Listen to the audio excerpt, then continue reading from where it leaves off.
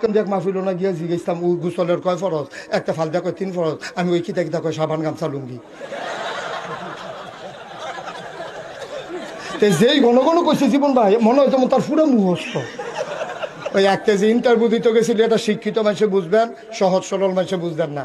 একটা ইন্টারভিউ দিতে গেছে পরে স্যারে জিজ্ঞেসি বিবিসি দিয়া কি হয়, তো কয় Babul biscuit company. British broadcasting corporation, তো কয় বাবুল বিস্কুট কোম্পানি। বি দিয়া বাবুল, বি দিয়া বিস্কুট, সি দিয়া কোম্পানি, বিবিসি দিয়া বাবুল বিস্কুট কোম্পানি।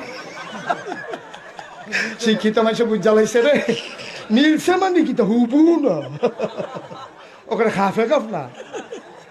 তে যখন কইছে বাবুল বিস্কুট কোম্পানি, লগের স্যারে কই হইছে না, আসল স্যারে কই হইছে। কই কেমন হইছে, কইতে যে ঘন ঘন কইছে তারটা ভুল হইলেও হইছে। তে কোন আন্তাজ করে কইছে না, থিতাইয়া থিতাইয়া থাহা থাহা কইছে না, তে যেহেতু ঠাস করে কই জ্বালাইছে, ঠাস করে হইয়া গেছে গা, ভুল হইলেও তারটা হইছে। তা আমি যখন হেতারে জিগেছি গোসলের 3 ফরজ কিতা কিতা, তে কয় সাবান গামছা লুঙ্গি। এত ঘন ঘন কইছে মনে হয় যেন তার পুরো মুহস্ত মক্তবতে মুহস্ত করছে এরকম।